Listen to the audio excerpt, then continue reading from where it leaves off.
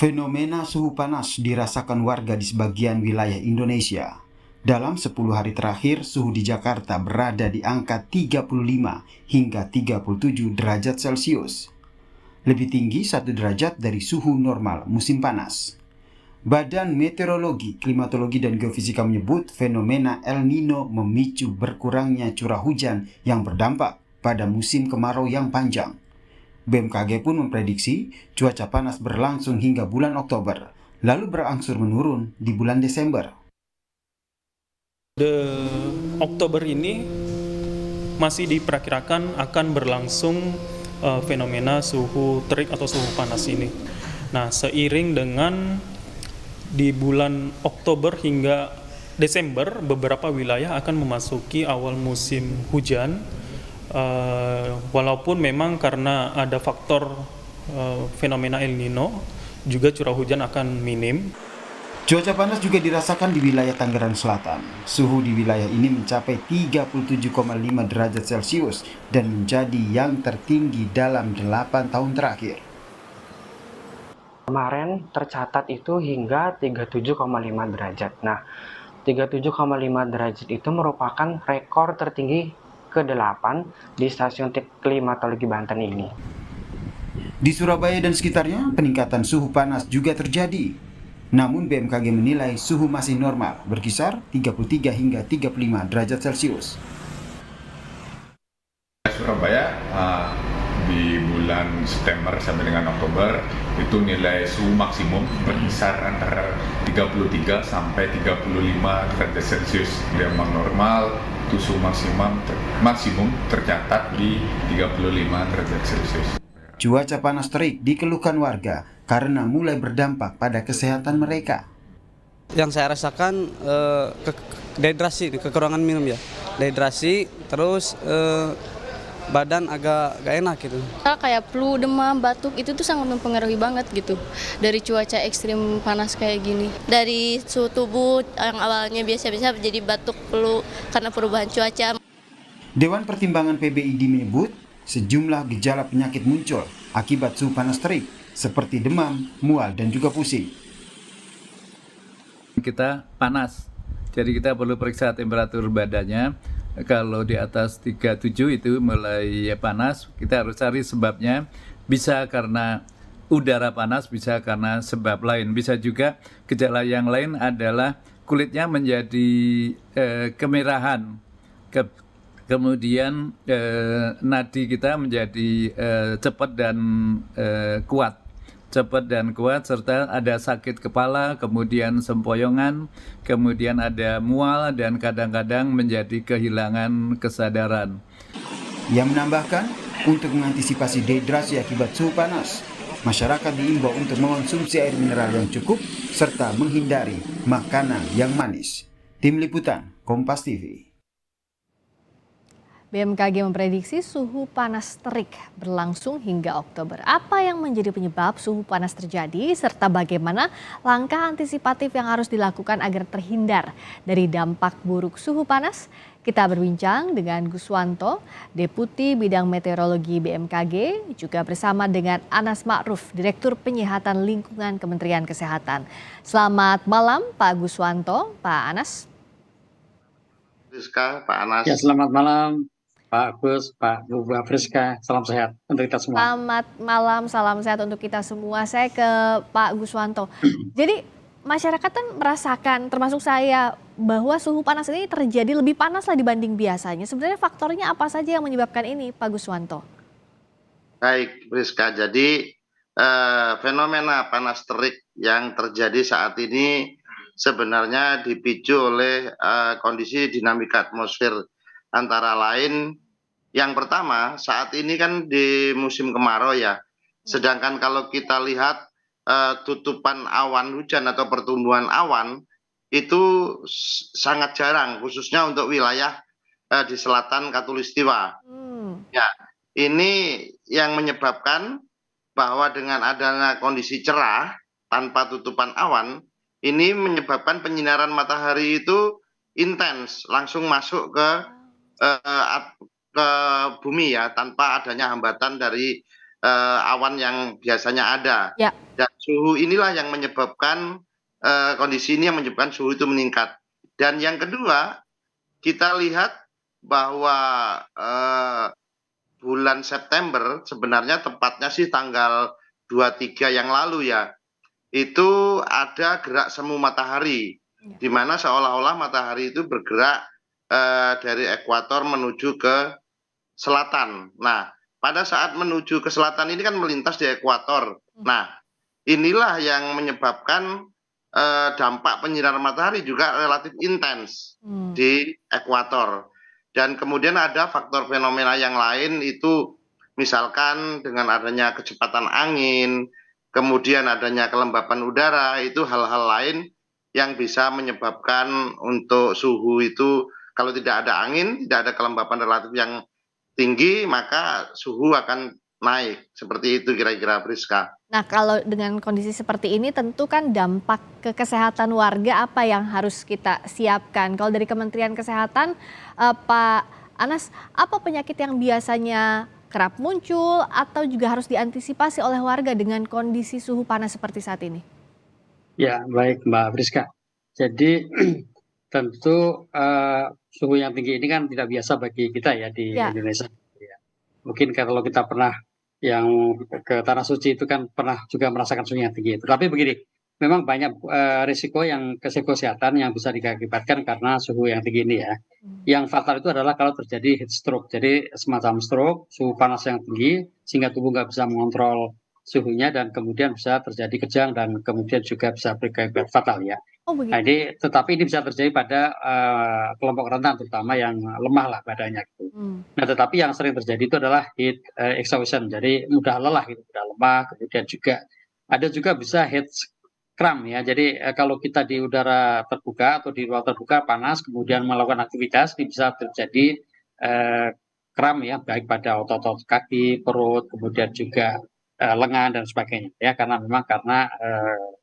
mineral yang tidak seimbang. Tetapi hal lain juga bisa terjadi ya, contoh seperti dehidrasi yang tadi disebutkan oleh salah satu yang diwawancari ya, warga itu ya. Jadi dehidrasi ini juga bisa terjadi. Di samping itu juga iritasi yang langsung nih ya, iritasi pada kulit, pada mukosa seperti mata dan sebagainya. Nah, selain itu juga penyakit-penyakit pernapasan ya, karena ini sekarang ini kan kita juga polusinya sedang tinggi dan polusi udara ini bisa diperparah akibat kering ya oleh suhu yang tinggi ini. Jadi penyakit pernapasan tentu juga bisa muncul seperti ispa, radang paru, pneumonia, asma, PPOK dan sebagainya. Nah, tetapi kita juga perlu mewaspadai beberapa penyakit yang sensitif iklim ya. Contoh seperti DBD, malaria, kemudian juga penyakit diare. Ini kan penyakit-penyakit yang sensitif iklim. Nah, tetapi juga penting juga ternyata beberapa penyakit kardiovaskuler seperti jantung, stroke, kemudian juga hipertensi itu bisa meningkat juga karena adanya suhu yang tinggi ini. Demikian Mbak Ista. Penyakit-penyakit tadi yang diakibatkan oleh suhu panas secara langsung sudah ada laporannya atau tidak Pak Anas sampai sekarang? Nah, sampai sekarang ini baik itu pelaporan dari puskesmas maupun rumah sakit kita belum menemukan atau belum ada laporan peningkatan kasus ya. Tetapi bukan berarti kemudian kita tidak waspada, tetap ini kita waspadai dan tentu kita sedang meningkatkan sistem surveillance untuk mendapatkan pelaporan-pelaporan yang lebih update lagi ya. Tapi sampai saat ini kita belum mendapatkan. Tapi dipantau secara detail ya Pak ya, misalnya penyakit tadi munculnya karena suhu panas atau bukan begitu ya? Ya, betul. Nah, kalau di BMKG sendiri tentu kan warga juga harus waspada. Wilayah mana sih sebenarnya yang paling terdampak dengan suhu panas ini, Pak Agus? Baik, kalau kita lihat dari pemantauan suhu yang ada di BMKG, suhu panas ini tertinggi ya kalau kita lihat, Priska. Yang pertama itu di stasiun klimatologi Semarang itu mencatat 37,8 derajat Celcius. Nah, sedangkan untuk di Jawa Barat itu mencatat juga 37,8 itu di Bandara Kertajati. Oh, Subang. Dan untuk Jabodetabek sendiri itu sebenarnya suhunya berkisar antara 35 hingga 37,5. Nah, 37,5 derajat Celcius ini terjadi di Tangerang Selatan. Oh, pantesan di sekitar rumah saya kerasa Ya, lebih panas dari biasanya. Tapi ya memang karena lebih kering juga ya. Dengan suhu ya. segitu biasanya memang kita daerah tropis sudah terbiasa, tapi dengan lebih kering cuacanya, jadi juga Eh, lebih beda begitu ya dibandingkan dengan betul. pekan-pekan lalu atau bulan kemarin bahkan. Ya, barangkali begini Briska, bahwa suhu maksimum ini memiliki variasi ya antara 35 sampai 38. Oh, Nah, oke. karena posisinya itu sering tinggi terus, 37, 37, kemudian kan pasti jarang ke 35 dan ke 34. Itulah yang membuat bahwa olah-olah bahwa hari ini itu lebih Panas panas gitu ya. dari hari kemarin. Mhm. Seperti itu. Nah, kalau selepas Oktober prediksinya sudah Nah, masuk musim penghujan, apalagi apa artinya suhunya ya, sudah kemungkinan bisa kembali normal, Pak Agus? baik. Seperti yang diprediksi oleh BMKG bahwa perakiraan awal musim hujan tahun 2023-2024 itu akan secara umum itu di bulan November jatuhnya. Oh, Bukan berarti semua serempak, tidak. Jadi wilayah Indonesia sangat luas, maka yang secara umum masuknya di November. Di bulan ini September juga ada yang sudah masuk. oke. Tapi wilayahnya itu kalau kita lihat itu di Sumatera Barat, kemudian di Riau bagian selatan. Nah, itu sudah masuk. Hmm. Nanti di bulan Oktober ini juga akan masuk kembali. Misalkan kita lihat Jambi, Sumatera Selatan bagian utara, Jawa Tengah bagian selatan, Kalimantan Barat, Kalimantan Tengah bagian barat, dan Kalimantan Timur. Nah, selebihnya nanti akan masuk di bulan November. Ya. Sedangkan DKI Jakarta sendiri itu akan masuk di bulan November bersama dengan sebagian besar Banten. Nah, seiring dengan itu berarti nanti kan pertumbuhan awan atau tutupan awan hujan itu semakin banyak. Ya. Maka menghalangi sinar matahari langsung yang bisa intens ke dalam permukaan bumi. Ya. Nah, di samping itu gerak semu matahari itu sudah sangat menjauh ke arah selatan Oke. dari wilayah Indonesia. Itu Ya. kira-kira. Nah, dengan gambaran ini Pak Anas, kalau tadi kan kata Pak Anas, pemantauan di fasilitas kesehatan juga apakah ada kasus misalnya penyakit tertentu akibat suhu panas ini tetap dipantau, juga disiapkan vaskesnya. Tapi di sisi lain dari warga khususnya, apa yang bisa dilakukan untuk menjaga kesehatan dengan kondisi seperti ini, dengan ya paling simpelnya dehidrasi tadi ya Pak ya, yang Ya. rentan sekali terjadi. Apa Pak Anas yang bisa dilakukan warga? Ya. Ya. Jadi ini keunggulan kita kan saat ini kita bisa tahu suhu dengan cepat ya. Ya. Jadi Android kita itu atau gadget kita itu bisa memberikan info terkait dengan suhu saat ini. Jadi saya pikir kita perlu melakukan upaya-upaya untuk mencegah dampak kesehatan dari suhu yang ekstrim ini ya. Di antara tadi yang sudah disebutkan, jadi minum yang banyak, yang cukup gitu, supaya menghindari dehidrasi. Kemudian juga menghindarkan dari sengatan langsung ya, misalnya menggunakan pelindung seperti topi, payung itu juga perlu, penting ya. Apalagi kalau kita tahu suhunya terutama di saat-saat puncaknya, pukul 11 sampai pukul 15 ya Pak Gusman ya. Ya. Nah, kemudian juga saya kira dari sisi berpakaian ya, jadi kita sarankan juga pakaian itu kalau bisa yang ringan dan longgar, kemudian hindari pakaian yang berwarna gelap karena gelap ini kan bisa menyerap panas ya. Kita harapkan warna-warna yang cerah gitu sehingga tidak menyerap panas. Kemudian juga pada puncak-puncak suhu yang tinggi kita hindarkan untuk berada di luar ruangan. Kalaupun berada di luar ruangan, itu kita cari tempat-tempat yang relatif teduh ya. Kemudian bisalah kita juga menambah untuk menghindari iritasi dan sebagainya dengan sunscreen atau pelindung-pelindung kulit yang saat ini juga banyak di pasaran ya. Kemudian juga perlu juga misalnya kita menggunakan masker kain yang bisa dibasahi atau disemprot, menggunakan semprot air juga. Kalau kita di tanah suci kan biasa tuh menggunakan semprot air bisa juga untuk mengurangi dampak dari suhu yang panas ini.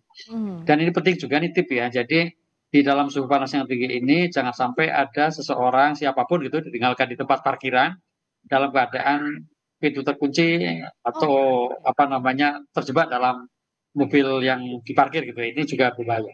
Itu beberapa tip yang barangkali bisa kita lakukan dalam rangka untuk menghindarkan dampak buruk kesehatan dari suhu yang panas ini. Ya tadi hal yang kecil tapi sering kali dilupakan ya Pak Anas ya. Di dalam mobil tertutup misalnya karena dengan kondisi seperti ini. Nah kalau Pak Guswanto, bagaimana membedakan ini dengan heat stroke atau gelombang panas? Baik, jadi kalau gelombang panas itu, Friska, sudah ada definisinya bahwa gelombang panas itu paling tidak suhunya itu lebih 5 derajat dari rata-ratanya. Misalkan tadi saya sampaikan 38, Ya. maka suhunya harus ditambah 5 paling tidak. Ya, itu berarti bisa 43. 43, ya. Ya, yang kedua ada syarat lagi bahwa dia paling tidak 5 hari secara berturut-turut atau lebih. Oke. Jadi tidak hanya sehari, dia 5 hari berturut-turut. Dan kemudian sebenarnya untuk di Indonesia sendiri untuk panas terik harian ini, suhu maksimum ini, terkadang saya mendapati informasi yang di gadget dari informasi yang sumber tidak resmi ya, itu ada yang menyampaikan sampai 42. Nah, saya terkadang terkejut. Bagaimana mungkin dia tidak punya alat pengamatan di Indonesia, dia bisa menyebutkan, dia nggak punya, kasarnya kalau dia tidak punya termometer di Indonesia kok bisa menyebut suhunya 42. Ya, oke. Itu kadang-kadang yang perlu kita antisipasi. Oke. Jangan sampai masyarakat terpancing dengan Atau ada informasi. misinformasi itu yang bahaya juga ya. Betul. Nah Pak Anas, kalaupun tadi kondisi yang membedakan dengan heat stroke, nah apa yang berbeda suhu panas ini dengan heat stroke? Kalaupun terjadi heat stroke, apa yang harus dilakukan? Ya, tentu kalau serangan panas atau sengatan panas ini kan relatif fatal ya akibatnya. Oleh karena itu tentu begitu ada seseorang yang tiba-tiba katakanlah misalnya tidak sadar dalam cuaca yang panas, nah kemudian kita perlu lakukan pertolongan segera ya. Cek dulu suhunya, biasanya dengan punggung tangan juga bisa kalau tidak ada termometer katakanlah. Kemudian yang penting adalah kalau dia masih sadar, beri segera cairan ya, beri segera cairan. Kemudian tentu di tempat yang teduh dulu, ya dingin dulu, kemudian kalau bisa dikompres dengan air yang suhu kamar atau air dingin dan sebagainya supaya suhunya segera turun. Nah ini harapannya itu, dan kemudian segera dibawa ke tempat fasilitas pelayanan kesehatan. Ini bagi terutama kelompok-kelompok rentan ya, yang mudah ya biasanya usia lanjut gitu, atau mungkin orang dengan kerentanan tertentu yang bisa mengalami yang fatal akibat suhu yang tinggi ini. Demikian Mbak Friska. Kita sama-sama berdoa tetap sehat, tetap terhidrasi, tetap bisa menjaga juga gizi untuk juga kita bisa beraktivitas dengan baik di tengah suhu panas ini. Sehat selalu Pak Guswanto dan terima Pak kasih. Anas Ma'ruf. Terima kasih. Terima kasih, sehat selalu Mbak Friska, Pak Anas. Terima kasih, selamat malam. Sehat selalu, salam sehat.